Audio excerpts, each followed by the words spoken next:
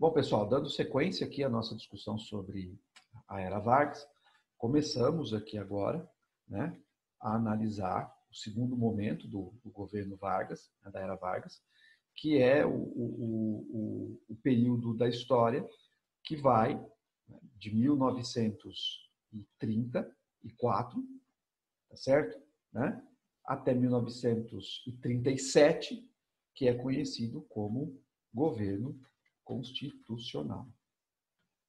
E por que é conhecido como governo constitucional? Porque é o período em que Vargas foi escolhido presidente indiretamente pelo Congresso Nacional, tá certo? E foi, né, transformado aí, portanto, foi escolhido como presidente. E a Constituição que nós estamos nos referindo é a Constituição de 1934, né? Foi inspirada na Constituição de Weimar, da Alemanha. Curioso, porque em 1934, né, o nazismo já havia chegado ao poder na Alemanha e essa Constituição já tinha ido para o saco. Mas ela se inspirou nesse modelo constitucional.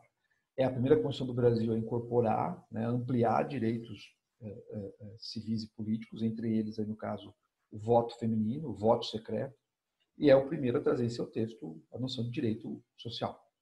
Tá? A partir da Constituição de 1934, tá certo? Você passou a ter algo também assim bastante interessante, que por outro lado apontava ao corporativismo do modelo italiano, do modelo fascista, que era, além dos direitos trabalhistas mediante tutela, mediante controle do Estado, tá certo? Você tinha aí, no caso, representação, certo? Tá? Você tinha representação classista. Tá? Então, essa Constituição, né, além de incorporar direitos políticos e sociais, voto secreto, voto feminino, voto da mulher, portanto, tá? A ideia aí, no caso, dos direitos trabalhistas, etc., etc., né? Tudo que foi feito no governo provisório, ela também vai incorporar aí a representação classista. Tá? 1/5 dos deputados tinham que ser escolhidos, certo? Mediante atividade laborativa, mediante setores de trabalho. Patrões e empregados do mesmo setor escolhiam um representante. Tá? Muito inspiração no fascismo italiano. Agora, quando você pega esse momento, então você vai ter também incorporação no texto constitucional de assessorias técnicas para os ministérios, certo? Você vai ter aí, no caso, as políticas de intervenção do Estado na economia, todas regulamentadas, etc., etc. E o Brasil passou a ter uma normalidade, tá, constitucional. Isso foi fruto da reação de São Paulo? É inegável que foi. Agora, lembrem-se, antes de estourar a Revolução, Vargas já havia feito essas concessões, já havia criado o Código Eleitoral de 32, tá? E já havia também, né, em 1900 já havia assinalado que haveria convocação de uma Assembleia Constituinte. E também tinha nomeado um civil e paulista para governar o Estado de São Paulo. Então, digamos que o movimento de São Paulo aconteceu meio sem razão objetiva nesse instante. Tá? Mas o fato é que a Revolução de 32 aconteceu e ela é bem sucedida porque Vargas acabou por, né, estabelecer uma normalidade constitucional no Brasil. Mas vocês já vão percebendo que essa normalidade constitucional ela vai ter vida curta, certo? Porque o governo constitucional aí do Vargas ele tem início em 1934, a Assembleia Constituinte foi eleita em 33, primeira vez que as mulheres votaram no Brasil foi para eleger a Assembleia Constituinte de 33. 33, que é o ano que o Palmeiras ganhou de 8-0 do Corinthians, né, a maior goleada do clássico em todos os tempos. Isso é um fato histórico importante. Né? Então, Palestra Itália goleou por 8-0 o Corinthians. Né? Então, a primeira vez que as mulheres votaram para alguma coisa no Brasil foi para a Constituinte de 33. E aí, a Constituição de 34 ela incorporou esses direitos. Só que o governo constitucional ele vai de 34 até 1937. Vai ter vida curta. E para entender o porquê dessa pequena... tá certo? Porque você vai ter essa pequena duração, é importante eu ter a dimensão do que está, tá, acontecendo no Brasil, no mundo durante essa época. Quando eu vou falar sobre o governo constitucional do Vargas, tá certo? Né? Quando eu penso aí sobre esse período, a era Vargas, no que diz respeito, tá, ao governo constitucional, eu tenho que ter em mente o seguinte: esse período aí da era Vargas, ele é profundamente, certo? Né? É um período aí, no caso, profundamente influenciado pela conjuntura política europeia. Tá? É um período, portanto, aí no caso, né, profundamente influenciado pela conjuntura política europeia. Melhor dizendo, ele é profundamente influenciado, tá certo? Pela polarização ideológica, tá? Entre esquerda e direita europeia. Tá? É um período profundamente influenciado por isso. Como é que está o mundo nesse momento? Como a Europa está nesse momento? 17, Revolução Russa. 21, consolidação da União Soviética. Na verdade, quando eu tenho a ascensão do nazifascismo na Europa, quando eu tenho a ascensão dos movimentos totalitários de direita na Europa, isso é uma reação. É o medo que as burguesias europeias tinham de que o socialismo pudesse se espalhar pelo mundo. 1000 vezes um filho da mãe como Mussolini, que foi um exemplo diante aí da crise de 29, né, de regulação da economia por parte do Estado, ou um Hitler, tá, que recuperou a economia alemã mediante políticas também de intervenção, porque pelo menos eles mantêm a propriedade privada. Melhor dois canalhas como esse do que você ter o risco de ter o comunismo. Eric Hobsbawm, autor da Era dos Extremos, ele estabelece que o século XX começou em 14 e terminou em 91. E isso está associado à ascensão do socialismo. O socialismo constituiu uma ameaça real, né, ao capitalismo, pela primeira vez na história, ainda que a partir da Rússia, a partir da União Soviética. Então, o medo de que o comunismo se espalhasse justifica a ascensão dos regimes totalitários de direita na Europa. E essa polarização ideológica, de um lado, nazifascismo, e de outro lado, comunismo, vai estar presente no Brasil. E é o que caracteriza o governo constitucional do Vargas. É o que influencia. Tá certo? Tá? Então, esse período da história, ele deve ser visto dentro dessa premissa. Tá? Você vai ter um momento aí, no caso, profundamente, tá, influenciado, tá? É um momento aí, no caso, profundamente influenciado pela conjuntura, né, política, pela polarização ideológica que se vivencia aí, no caso, tá, por toda a Europa. Beleza? E como que é essa polarização ideológica que está acontecendo aqui no Brasil? Então vamos lá. De um lado, tá certo? Eu vou ter aí, no caso, a esquerda. Tá? De um lado, eu vou ter a esquerda. Beleza? Aqui no Brasil. E de outro lado, representando essa polarização ideológica, tá certo? Né? Aqui no Brasil. Então vamos lá. De outro lado, eu vou ter aí, no caso, certo? A direita. Beleza? Eu vou ter aí, no caso, a direita. Está escrevendo de vermelho, né? E direita e azul. Tá? Temos aí a polarização ideológica entre direita e esquerda. Tá? Bom, no Brasil, o representante que você vai ter na esquerda vai ser a Aliança, certo? Nacional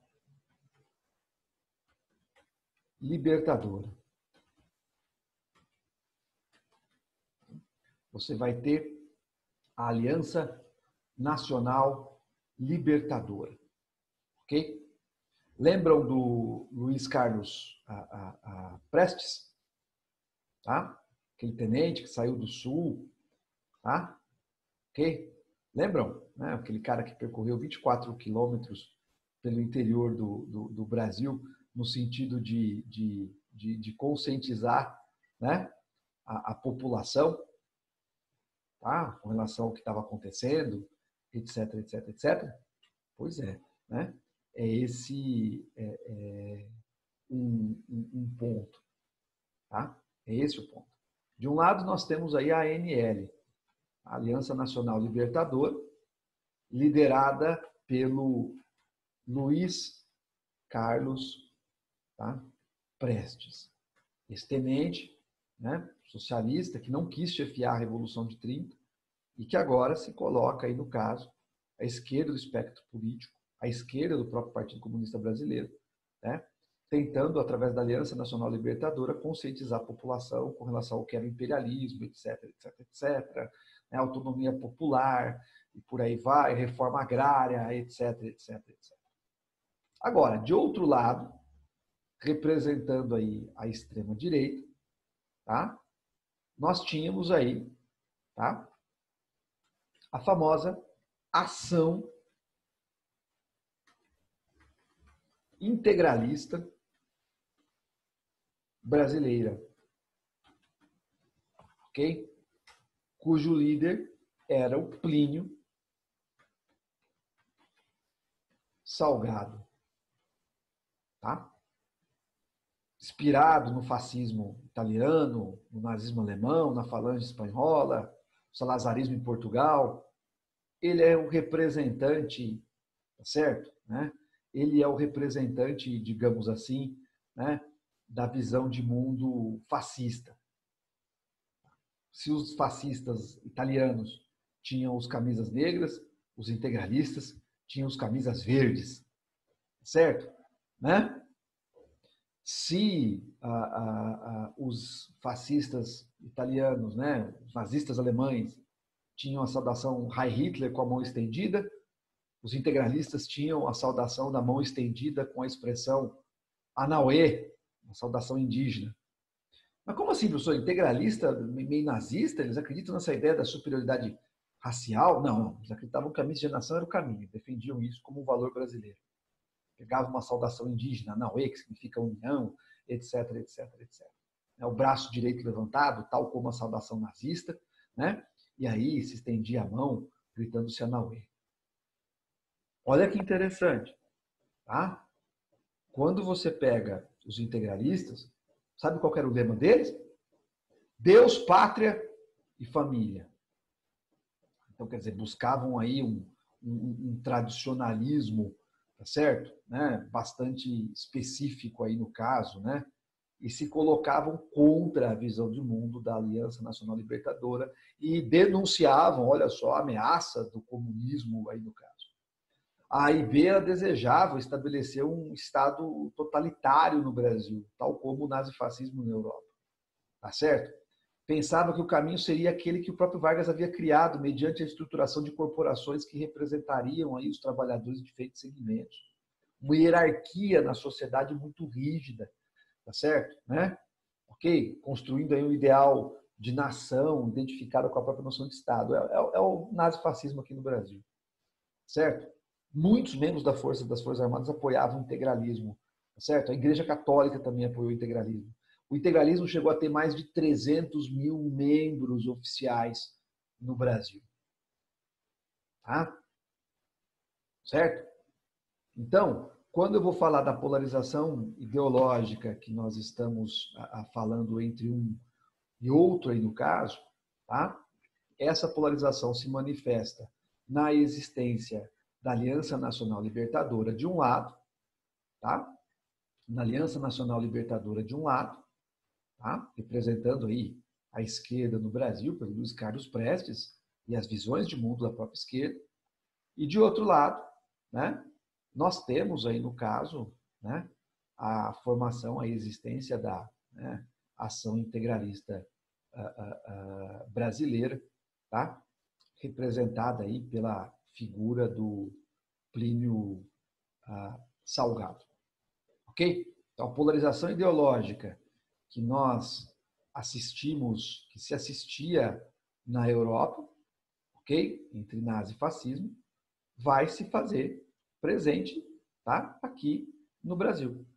De um lado, com a representação, certo? Né?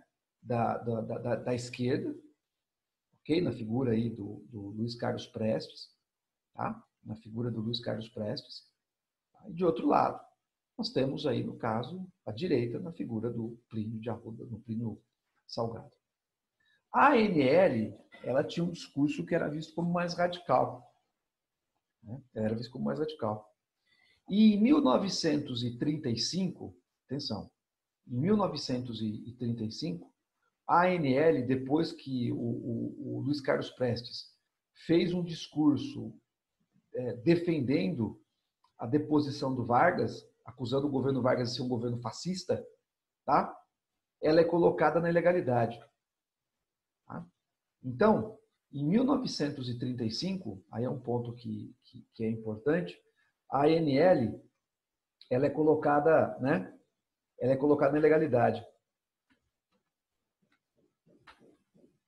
Alguém está martelando em cima do meu apartamento aqui, tá? Ela é colocada na ilegalidade. Tá? Ok? E justamente por conta disso, em 1935, a ANL tenta um golpe de Estado. Em 1935, nós tivemos, portanto, a intentona comunista.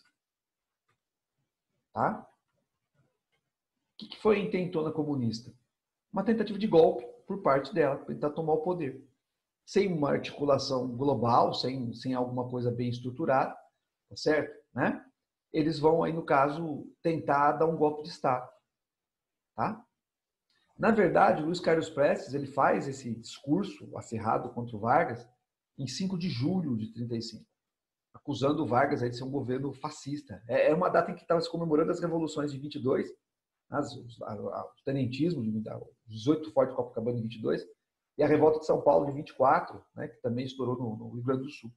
Tá? Denunciou o governo Vargas como sendo um governo violento, autoritário, de caráter fascista, tá? E ele disse, ó, abaixo o governo Vargas, abaixo o governo, né, abaixo o fascismo, um governo popular, né, revolucionário, todo o poder é Aliança Nacional Libertadora. Aí foi o motivo, tá certo? Né? Para que você tivesse o fechamento da ANL. Quem era o chefe da polícia do Rio de Janeiro era um cara chamado Filinto Miller. Tinha até nome alemão aí no caso, tá certo? Tá? E aí, em 12 de junho, pela Lei de Segurança Nacional, a ANL foi colocada na ilegalidade.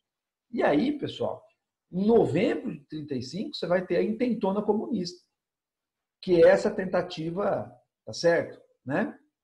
De tomada do poder, que começou no Rio Grande do Norte, em Natal. Mais ou menos uns 1.300 soldados de infantaria, né? Lá do Exército, lá do Nordeste, lá do Batalhão do Exército daquela localidade, se juntou mais ou menos a uns 2.000, 2.500 trabalhadores ferroviários, tá? E aí tentaram, né, começaram a saquear bancos, atacar lojas, tá? E atacar as forças governamentais. Houve uma repercussão do movimento em Recife, né? Certo? Que também vai ser subjugado.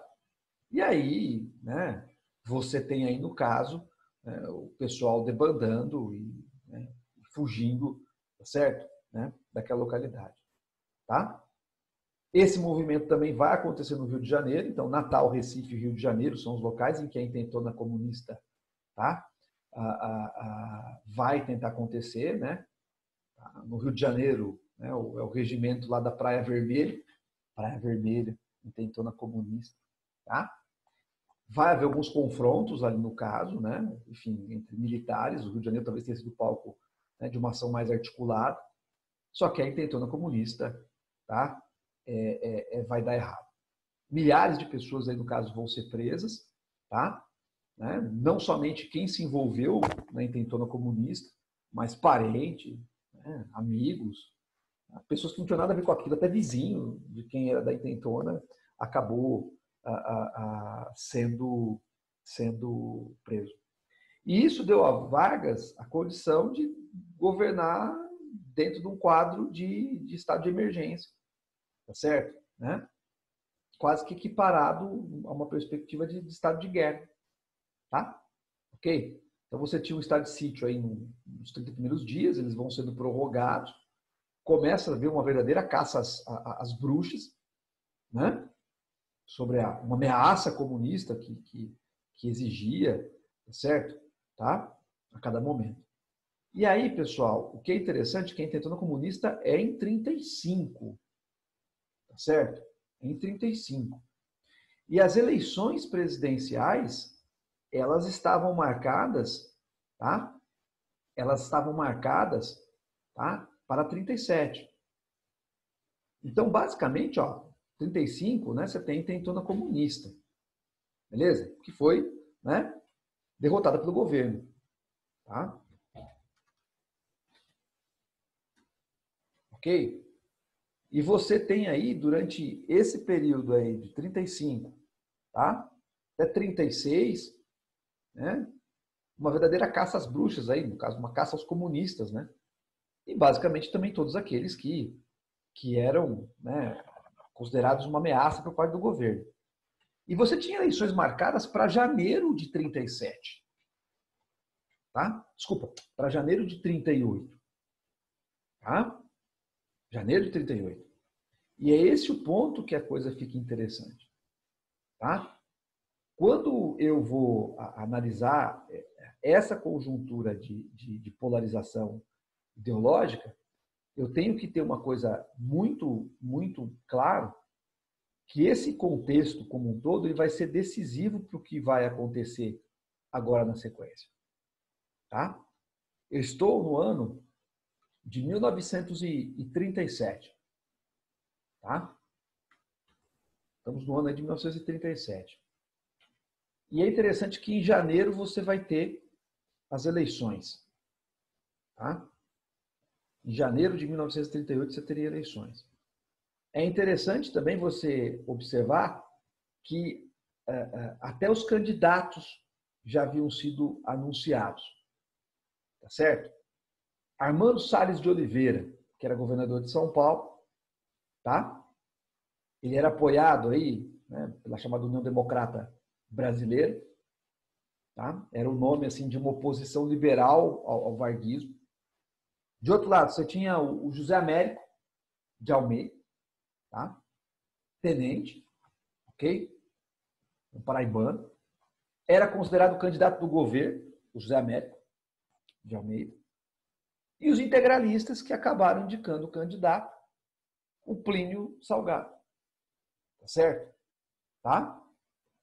E é interessante a campanha do Plínio Salgado, aquele líder fascista, né? Do integralismo brasileiro, cujo lema era Deus, Pátria e Família. O lema de campanha dele, né, era: por Cristo quero um grande Brasil, por Cristo vos conduzo, por Cristo batalharei.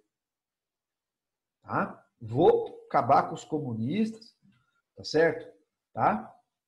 Aqueles que não tiverem essa mentalidade tão fora, porque o Brasil é um país cristão, Deus, pátria e família. Tá? E aí, qual é a ideia que se tem? Tá? Qual é a ideia que se tem? Vargas, tá? Vai ter que engolir aí uma dessas candidaturas e quem é que ele vai apoiar? Né? O Zé Américo é o candidato do governo? O Armando Salles de Oliveira, que talvez vai levar por ser um candidato mais moderado, mais liberal? Ou você tem aí a extrema direita na figura do Plínio Salgado? Porque a extrema esquerda foi considerada ilegal e tentou dar um golpe de Estado. Você tem a ameaça comunista. É nesse contexto, pessoal, tá certo, que nós chegamos a um momento emblemático aí da história. Tá? É aí nesse momento que nós chegamos num momento emblemático. A data é 30 de setembro de 37. Tá? Tá? Você tem, eu vou colocar a data aqui que é interessante isso. 30 de setembro. Rádios, jornais anunciam, né, a existência de um plano comunista para tomar o poder do Brasil. Descobriram um plano comunista. Descobriram um plano comunista. Os comunistas colocaram tudo no papel, tintim por tintim, como iam tomar o poder no Brasil. Tudo.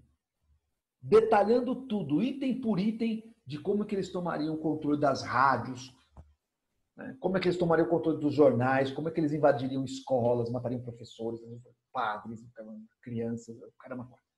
Tintim por tintim, tá certo? Tá? O Estado-Maior do Exército, né, descobriu, tá certo? Né, o chamado Plano Cohen, tá? Porque era assinado por um tal de Cohen ali, o Plano Cohen. Tá? Descobriram aí, né, como é que os comunistas iam tomar o poder de forma violenta, destruindo a redação de jornais, destruindo rádios ou tomando controle de rádios para, né, para incentivar a luta armada, as igrejas iam ser queimadas, quais pessoas iam morrer, quem tinha que morrer primeiro, tá certo? Tá? Enfim, isso, né, em setembro, 30 de setembro. 30 de setembro. Tá? Em 30 de setembro é anunciado, né, aí o chamado, né, plano, é anunciado o chamado Plano Cohen. Tá? Então temos aí a descoberta do Plano Cohen. Veja, os candidatos já estão anunciados. Certo? Né? Então, que interessante. Em 1938, certo? Né? Em janeiro, nós teríamos, né, eleições. Os candidatos se apresentaram. Vargas está lá quieto. 30 de setembro de 37, descoberto o Plano Cohen. Tá? O que era o Plano Cohen? Tá? Um plano comunista de tomada do poder. Pessoal, se até hoje a galera acha que o comunismo existe como uma ameaça, um fantasma, ou não sei o que, tal, e hoje nem mais existe União Soviética, enfim. Né? Imagina naquela época que você tinha União Soviética, você tinha Stalin, e você tinha tido de fato uma tentativa de golpe comunista no Brasil em 1935. A galera acreditou, ficou morrendo de medo. E aí, pessoal, tá? Depois de articular muito nos bastidores, aí no caso, né? Depois de se articular, tá certo? Né? Com outros ministros do Exército, etc., etc., etc., tá? Se aproximar dos governadores locais e por aí ver, aí vai, né? Você tem, né, o Vargas agindo. Então, tá? Diante da existência do Plano Cohen, em 10 de novembro de 1937, tá certo? Você tem o Vargas decretando o Estado Novo. Tá? Que é isso, professor? Bom, significou 10 de novembro concretamente. Vargas vem a público e diz: o Brasil está na iminência de um golpe comunista. Há muita instabilidade no Brasil. Eu forçosamente sou obrigado, tá, a fechar o Congresso Nacional. Eu sou obrigado a suprimir a Constituição de 34. Eu sou obrigado a suspender as eleições de janeiro de 38. A partir desse momento, para evitar que o Brasil se transforme num país comunista, eu sou obrigado a instituir o Estado Novo. Ok? Eu sou obrigado a instituir o Estado Novo. Então, eu tenho que ter de forma muito clara nesse momento, tá? Eu tenho que ter de forma muito clara nesse momento que o Plano Cohen ele foi um embuste, ele era falso, ele era mentiroso. Você acha que os assaltantes, quando vão fazer um plano para assaltar um banco, eles assinam embaixo? Ou os assaltantes? Pelo amor de Deus, né? Acho que os caras vão juntar todo um plano numa coisa só e distribuir para. Era um engodo. O Plano Cohen foi criado, né, por membros aí do próprio Exército. Na verdade, era uma visão que os militares tinham de como é que os comunistas poderiam efetivamente tomar o poder. Tá certo? Provavelmente quem escreveu tudo isso aí foi um cara que depois vai ser famoso na história do Brasil, tá certo? Né? Era um capitão aí do Exército, um integralista, chamado Olímpio Mourão Filho, tá certo? dentro do gabinete do Góes Monteiro, que era o comandante oficial do Estado-Maior, era a ideia de que, a visão de que eles tinham como é que os comunistas tomariam o poder. Mas isso é usado pelo Vargas e pelo varguismo como uma forma de demonstrar, tá certo? Tá? Como forma de demonstrar o risco de um golpe comunista. Na verdade, nunca houve uma ameaça comunista, né? Os comunistas não seriam tão toscos de colocar isso no papel. Agora, é interessante, tá? Os integralistas marcharam apoiando o Vargas. 50 mil camisas verdes marcharam pelas ruas do Rio de Janeiro, aí no caso, tá? Né? Afirmando sua solidariedade com o presidente da República e as Forças Armadas. Tá? Ok? Tá certo? E o Plínio Salgado, não, eu desejo apenas ser um conselheiro do Brasil, não quero mais ser presidente, não. O Vargas está certo, porque os comunistas são muito. Né? É muito sério esse negócio. Então, 10 de novembro de 1937, tá? O Congresso Nacional está fechado, nenhum deputado ou senador podia entrar, não houve muitos protestos, tá certo? Mais de 80 deputados congressistas, no caso, mandaram parabéns para o Vargas pelo que ele estava fazendo. Né? Nem 10 deputados ou senadores protestaram com relação ao que aconteceu. Tá? Só um cara chamado Eduardo Gomes, que no futuro a gente vai ver também quem é, se colocou contra. Tá? O Júlio de Mesquita, filho da jornalista importante de São Paulo, se colocou contra. Armando Salles de Oliveira também se colocou contra. Mas logo mais eles vão embora do Brasil. Tá? Então, na mesma manhã do dia 10 de novembro de 1937, olha só que interessante, como Vargas foi competente nesse momento. Descobriu-se um plano comunista em setembro. E aí os comunistas querem tomar o poder imediatamente. Então nós estamos aí, no caso, agindo para impedir que o comunismo se espalhe no Brasil, tá certo?